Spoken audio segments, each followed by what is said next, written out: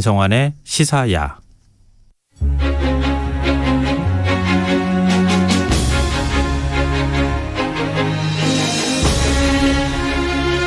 조선 왕실에는 왕자와 공주가 태어나면 태를 소중하게 보관하는 풍습이 있었다고 하는데요. 최근 경기도가 태를 고이 묻어둔 태봉과 태씨를 집대성한 보고서를 발표해 관심이 쏠리고 있습니다.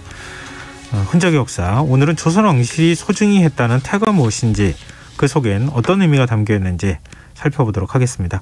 경향신문 이규환 히스토리텔러 나와 계십니다. 안녕하세요. 안녕하십니까. 예. 우리 태는 뭐 어떤 건지는 알 것 같긴 한데, 태봉, 태실, 이게 뭔지를 좀 설명 좀 해주세요. 태는 뭐 신생아의 태방과 태줄을 가리키는 거고요. 네. 태실은 특별히 이제 왕실에서 자손을 출산하면 길지를 선정해서 그 태를 이제 봉안하는 그런 공안을 말하고, 태봉은 그 태를 묻은 산봉우리를 얘기를 합니다. 요즘 뭐 나중에 훗날 제가 뭐 희귀병에 걸리거나 문제가 생길까봐 아이가 태어나면, 뭐 제가 아니라 아이의 입장에서 말씀드리는 건데요. 탯줄을 보관하기도 하잖아요. 그렇습니다. 그 제대열을 보관한다는 건데, 이 제대열은 신생아 탯줄에 있는 혈액을 가리키는 거고요. 뭐 다 아시다시피, 그리고 출산 때 탯줄 속에 혈액을 채취해서 냉동 보관했다가 본인이나 가족이 난치병에 이렇게 걸리거나 했을 때 이식한다는 거고, 이 제대열에는 적혈구, 백혈구, 혈소판 뭐 이런 것들을 만드는 조혈모 세포가 풍부해가지고 뭐 백혈병이라든가 이런 그 혈액 질환에 주로 쓰인다고 해서 요즘에는 또 연골, 근육, 뼈, 신경 뭐 이런 것들을 만들 수 있는 간엽 줄기 세포가 다량 함유되어 있다라고 해서, 그래서 뭐 뇌성마비라든가 발달 장애 뭐 이런 그 질환에도 활용한다고 합니다.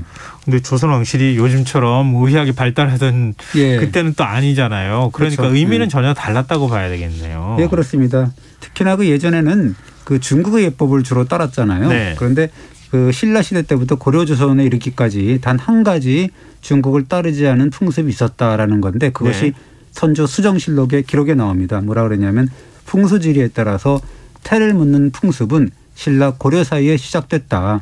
예부터 이것은 중국의 풍습이 아니다라고 1570년 기록에 나오는데요. 이 삼국사기를 보면 김유신의 탯줄을 높은 산에 묻었다라고 했고, 고려 사회를 보면 김유신의 태가 신령으로 변했고, 태를 묻은 곳에는 사당이 있어서 지금까지도, 즉 고려시대까지도 제사를 지내고 있다라고 했습니다.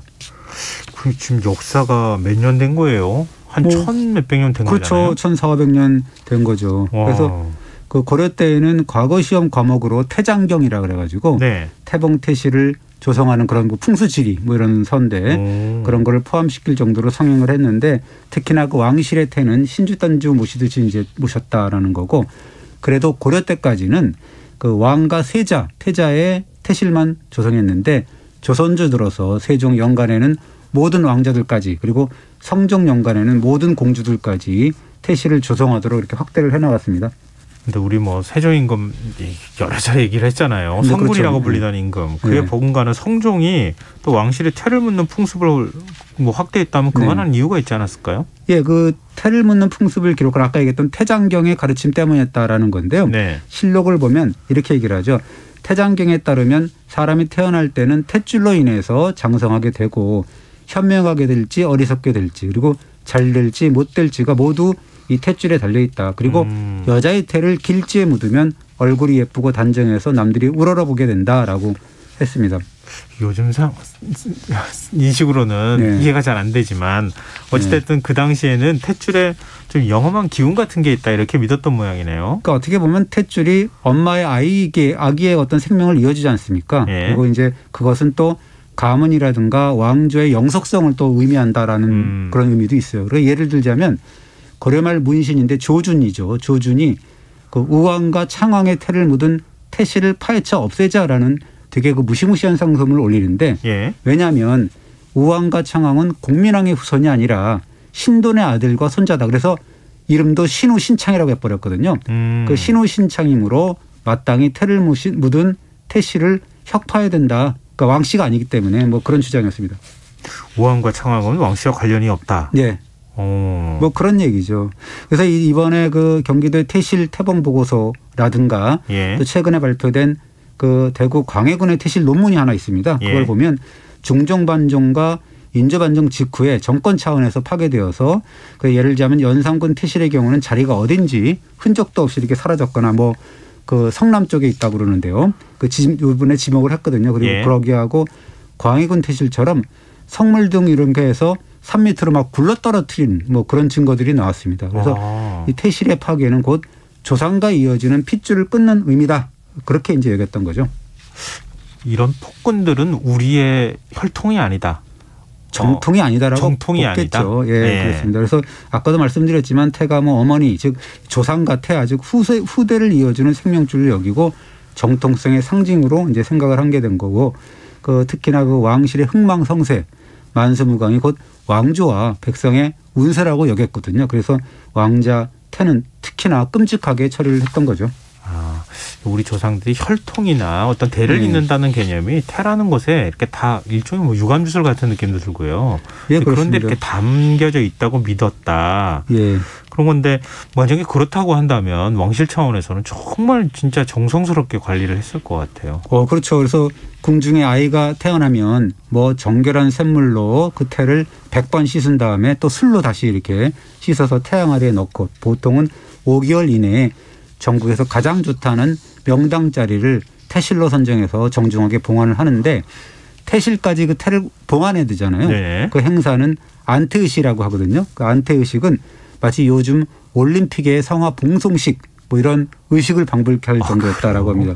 정말 화려했겠네요. 그러면. 왜 그렇습니다. 그래서 뭐 악대를 앞세운 안태사 그러니까 묵회 행사를 주관하는 관리인데 안태사의 봉송인열이 지나는 고을마다 형형 색깔로 치장한 호화 무대를 세우고 또 각종 공연을 베풀었다라고 하고 이 고을마다 태를 봉안한 태양 아래를 일단 관청에 거의 모셔두고 예. 관찰사를 비롯한 현지 관리들이 모두 나와서 공복 차림으로 절을 2번 올렸다라는 기록까지 있습니다. 왕실에서 이렇게 뭔가 화려한 행사를 하거나 예. 뭐 지방 순회를 한다거나 이러면 고을 입장에서 또 백성들 입장에서는 정말 불편하고 여러 가지 어려움이 많았겠어요. 뭐 때로는 뭐 보기 좋을 수도 있겠죠. 뭐 즐거운 일이고 뭐 이렇게 보기 좋은 행사기 때문에 그러나 예. 농번기 같은 경우는 이제 화려한 봉송 행사를 펼치는 것은 아무래도 백성들을 무척 고달프게 했다라는 건데 그래서 이제 세종 임금 같은 경우는 안태사가 지날 때 너무 화려한 행사를 펼치지 말도록 하라라는 명까지 내리고 했는데 뭐 그게 됩니까? 예를 들자면 선조 때는 이 선조가 임금이 되니까 이때 예전에 신생아 때 묻은 태를 다시 꺼내서 좀 더 좋은 자리로 이렇게 옮겨야 된다라고 해서 임금의 태실을 다시 조정하거든요. 그걸 예. 가봉태실이라고도 하는데 네. 그런데 입지가 3번이나 바뀌어서 그때마다 선종 후보에 올랐던 그런 고을 3곳에 백성들이 무척 괴로워했다라는 기록이 있습니다. 근데 이쪽으로 옮겼는데 네. 아유 뭔가 좋은 일이 없어. 아니면 네. 나쁜 일이 생겼어. 그럼 여기 자리가 안 좋은가 보네. 그리고 또 옮기고 이랬단 얘기예요. 그러니까 맨 처음에는 강원도 춘천에 이제 자리를 잡아서 공사를 다 했어요. 예. 했는데 막판에 이렇게 보니까 누군가 미리 태를 묻은 흔적이 보인 거예요. 그러니까 이건 안 되겠다라고 해서 예. 남의 자리니까 그래서 네. 이제 황해도 금천으로 자리를 또 바꿨는데 역시 다 공사를 다 해보니까 거기서도 또 역시 뭐 누군가 묻은 태양 아래를 발견한 거죠. 그러니까 이게 명당이니까 누군가 그 앞에서 이제 믿은 거죠. 그래서 예. 3번째 선정을 해가지고 선주의 태를 묻은 곳이 결국 이제 충남 부여 땅이더라. 뭐 이런 겁니다. 근데 명당에는 태를 오로지 한 사람만 뭐 묻을 수 있어요? 그렇죠. 아무래도 뭐 그 명당은 남의 자리에 들어가는 거기 때문에 좋지 않은 거잖아요. 그러니까 임금이니까 사실은 빼고 뭐 가도 되긴 되겠지만 예. 그래도 남의 자리니까. 그래서 그렇지 않아도 2번째 대상지였던 황해도 관찰사가 아니 그까지 작은 항아리 하나 나왔다 그래서 임금의 텐데 뭐 지금 말씀대로 이렇게 거대한 공사를 우리가 중단할 수가 있느냐라고 공사를 강행했는데 네. 그러나 이 사실이 조정에 알려지니까 난리가 났죠. 왜냐하면 저 관찰사 저게 나쁜 놈이다. 그래서 불경죄로 다스려야 된다라고 한바탕 난리가 나고 이래가지고 3번째 장소를 또 급히 물색해서 옮긴 겁니다. 아니 뭐 임금 입장에서야 이거 뭐 여긴 또 태 나왔다고 하니까 저쪽으로 옮겨라 저쪽으로 옮겨라 지시만 하면 되지만 묘까지 남해 묘까지 이렇게 뭐 이렇게 들어가고 그러는데요. 뭐 그거 직접 옮기는 사람 백성들이잖아요. 얼마나 힘들었겠어요. 그렇습니다. 그래서 실록을 보면 임금의 태를 묻는다라고 하면서 3번이나 장소를 바꾼 것 이거를 또 개탄을 해요. 실록 그 기록자가 네. 3번이나 안태 장소가 바뀌었다라고 하면서 이렇게 하는데 뭐라 그러냐면 굶주린 백성들이 돌을 운반하는데 동원돼서 임금의 태를 묻는데 그 피해가 3개 도시에 3개 도시에 미쳤다. 그래서 식자들이 개탄했다라고 네. 하면서 길지를 고르려고 심지어 백성들의 무덤을 모두 파헤치고 혀를 정하는데 이것은 의리에 어긋나는 일이다. 하늘의 도리를 비춰봐도 이것은 정말 근거가 없는 일이다라고 개탄을 했다라고 기록을 했습니다. 이렇게 태실 만들고 그러는데 공사 규모나 비용은 어느 정도 드는 거예요? 그러니까요, 엄청나게 많이 드는 거죠. 그래서 뭐 그런 그 인원, 동원되는 인원도 문제 있지만 조달해야 될 어떤 잔물 또한 엄청났기 때문에 그 피해가 고스란히 백성들한테 전가가 된 건데, 무엇보다도 왕실의 태실을 조성을 하게 되면 금표라고 그래가지고 출입금지 구역을 표시를 해놓습니다. 네. 그리고 그 안에서는 농사를 짓지 못하도록 했어요. 그러니까 백성들로 하여금 정말 죽을 맛이다라고 느꼈겠죠. 그래서 이 출입금지 거리가 자그만치 200에서 300보였다는 건데요. 지금 뭐 일보가 뭐 70cm 정도 되지만 그 예전에는 세종 때는 120cm 정도 됐다는 거거든요. 그러니까 굉장히 넓은 뭐 구역이었죠. 그러니까 폐단이 이만저만이 아니었다라고 하는 거죠. 그렇다면 여론도 안 좋았을 것 같은데요. 그렇습니다. 그래서 이 왕실의 태실 얘기만 나올 때마다 실록 기사를 보면 이런 표현들이 많이 나와요. 식자들이 혀를 찼다. 그리고 식견 있는 자들이 병통으로 이겼다. 이런 식의 비판 기사가 많이 나오거든요. 그래서 어떻게 보면 세자와 임금의 태실을 지장하는데도 물력과 인력이 이렇게 들어가는데, 나중에는 세종 때부터 뭐 이 성종 때 그랬다는 건데요. 왕자 공주 태실을 조성하는데도 백성들의 농사지을 땅을 빼앗는 경우가 잇따랐다라고 해서 이건 문제다라고 지적을 많이 했죠. 뭐 우리 흔히들 임금은 백성을 하늘로 여긴다. 뭐 이런 얘기를 하잖아요. 그렇죠. 별로 아니었던 것 같은데요. 그렇게 따지면은. 근데 사실은 이 역대 임금들도 이거는 좀 심하다 그래가지고 많이 이렇게 뭐 개선 조치를 많이 취해서요. 알고 있습니다. 그래서 특히나 영조 임금은 여러 차례 이런 과도한 태실 조성을 지적해왔습니다. 그래서 1758년이 되면 도저히 안 되겠다라고 하면서 도성지를 직접 불러가지고 야, 내 말을 그대로 백성들한테 전해하면서 직접 입으로 부른 교서를 반포하라는 특명을 내리는데요. 이것을 임금의 입으로 쓴 태봉 유눔이다라고 해서 되게 유명하죠. 그 영조는 우선 어떻게 얘기를 하냐면, 지금 태를 하나 묻는데 고을 한 곳을 사용한다. 그러니까 이 폐단이 말할 수가 없다라는 거예요. 그렇죠. 그래서 봉우리 하나를 이렇게 선택을 하면 그 봉우리에 형제 자매의 태를 차례차례 묻고, 그 봉우리가 다 차면 그 옆에 봉우리를 가서 또 그런 식으로 차례차례 묻으라라는 명을 내리죠. 그 예전에 물론 뭐 이제 후손이 많은 경우 적은 경우도 있지만 뭐 왕자 공주가 얼마나 많아요. 그렇죠. 그러니까 그 많은 숫자를 다 왕자 공주가 세종의 경우는 18남 4녀였단 말이에요. 그래서 그 다태실 만들려면 얼마나 힘들어요. 태가 15개인가 지금 남아 있었다는 거거든요. 그러니까 그 한 곳에 모아라. 그렇죠. 어차피 왕실이 같은 그 명운을 타고난다고 가정하면 좀 좋은 명당 자리 한꺼번에 모아도 되는 거잖아요. 그래서 이제 영조가 묻는 간격도 2, 3보에서 넘지 못하게 했다라는 건데요. 그것도 부족했나 봐요. 그래서 7년 뒤인데 1765년에는 영조가 이런 명을 내리죠. 지금부터는 궁궐의 후원에 태를 묻어라. 그래서 폐단을 없애라. 라는 되게 파격적인 지시를 내립니다. 궁궐만큼 뭐 명당 자리가 없으니까. 그것도 아이디어네요. 예, 그렇습니다. 실제로는 그러면 어떻게 했어요? 그 정조 임금이 이제 할아버지의 영조의 뒤를 따랐잖아요. 그래서 영조의 뜻을 따르려고 했죠. 그래서 1783년에 첫 번째 아들인 원자 무뇨세자인데, 이게 최근에 끝난 이 드라마가 있어요. 뭐 옷섬에 붉은 꽃덩이인가 주인공이 성덕임인데 그 성덕임이 낳은 그 아들이 무뇨세자거든요. 원자입니다. 첫 번째. 그 태를 궁궐 후원에 묻으려고 합니다. 그런데 신료들이 강력하게 반발을 해요. 아니, 원자는 왕이 계승자인데 그래도 그렇지 길지를 좀 마련해서 태봉태실에 묻어야 된다라고 해서 좌절되고 말고요. 그런데 이 무뇨세자가 결국 44살에 죽고 맙니다. 일찍 죽죠. 그래서 7년 뒤에 1790년인데 새롭게 원자가 태어나거든요. 그 원자가 훗날에 순조가 되는 분인데요. 이 순조의 태도 궁궐 후원이 아니라 충북 보은에 묻게 되는 거죠. 물론 이제 그 정조는 그러면서도 절대 백성들한테 누를 끼치면 안 된다라고 신신당부를 하고 이렇게 얘기를 합니다. 안태의식 역시도 국운 융성을 기원하는 뜻에서 치르는 거 아니냐. 백성들 골 이런 조금이라도 피해만 가면 안 된다라고 그런 명을 내리게 됩니다. 근데 말은 그렇게 하면서 잘 실천은 안 됐던 것 같은데 어쨌든 정조 임금의 말씀이 맞긴 맞네요. 그렇습니다. 그래서 이 정조는 원자와 세자의 태는 그렇게 하면 명당 자리를 찾아서 묻었지만 옹주의 태는 궁궐 후원에 묻어서 뭔가 이 선왕인 영주의 뜻에는 뭔가 좀 부족하지만 부응하는 그런 모습은 보였습니다. 왜 정조 임금이 조선시대 마지막 뭐 부흥기 전성기를 네. 이끌었던 임금이다 뭐 이런 얘기를 하는지 알겠네요. 그렇지만 이게 사실 그분도 왕조 시대의 군주잖아요. 그래서 어떻게 보면 그래요? 제가 오해한 건가요? 한계가 있었던 것 같아요. 뭐냐면 이 태를 묻는 그런 행사의 폐단을 강조했잖아요. 정조가. 근데 본인은 아버지 사도세자의 태실을 새롭게 시장을 하라는 또 그 이 명을 내리고 의식을 치르거든요. 근데 그걸 아까 얘기했지만 가봉 태실이라고 합니다. 그러니까 임금 전에 이런 태실이 아기 태실이고 어떤 분이 임금이 되잖아요. 그러면 좀 더 꾸며가지고 성물도 치장하고 그래서 그걸 다시 태실을 만들게 되는데 그걸 가봉 태실이라고 하거든요. 그래서 어떻게 보면 그런 가봉 태실을 새롭게 꾸미도록 했습니다. 정조 임금 또 내로남불이 있으시네요. 네.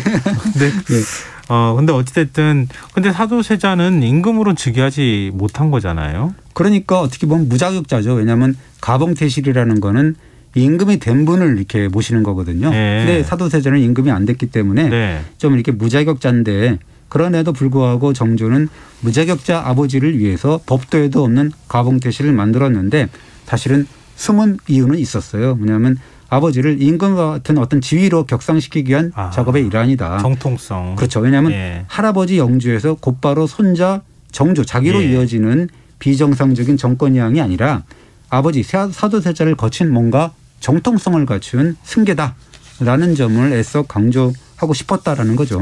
근데 하여튼 문제가 있다는 사실은 다 알고 있었음에도 불구하고 잘 지켜지지는 않았다. 이렇게 이제 정리할 수 있을 것 같은데. 그렇습니다. 근데 일종의 태실 문화에 대해서 확고한 믿음 같은 게 좀 자리 잡고 있었고 그걸 못 깼던 것 같은 생각도 들어요. 결국은 이제 그 허례허식이지만 결국 그 태실 문화가 완전히 사라지지 않은 거죠. 그건 뭐냐면 왕실의 안녕과 백성의 운세가 뭔가 왕가의 태에 달려있다라는 풍수지리 이런 거 이제 물론 작용을 했을 거고요.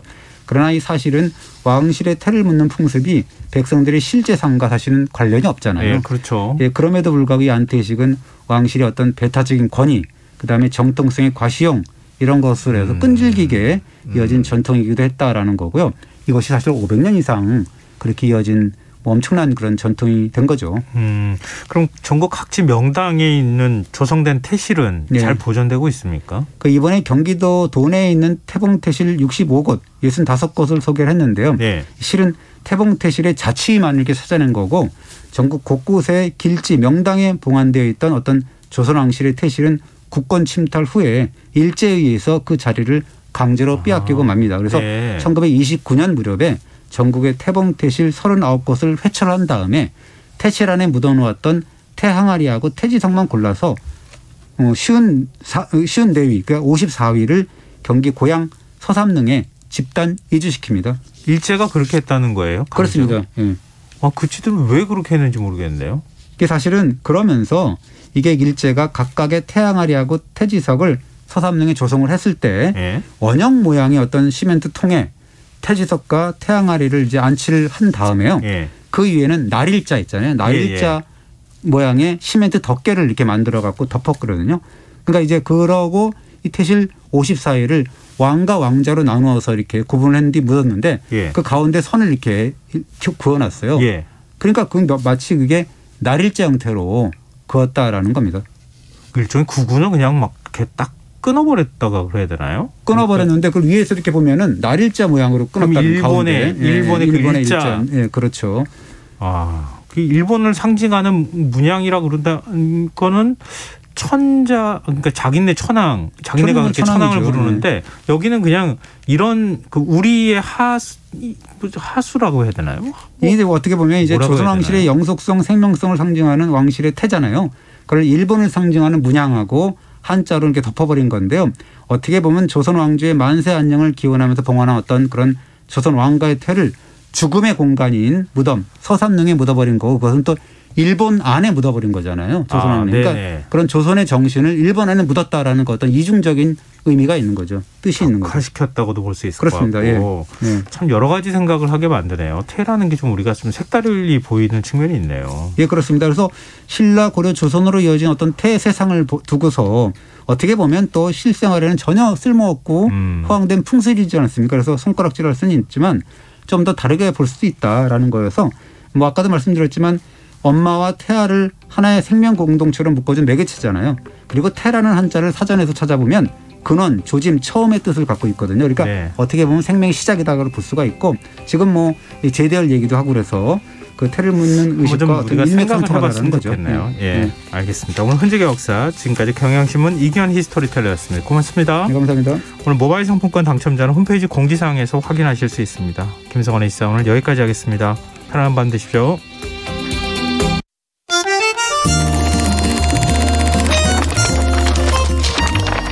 이다혜의 영화관, 정여울의 도서관.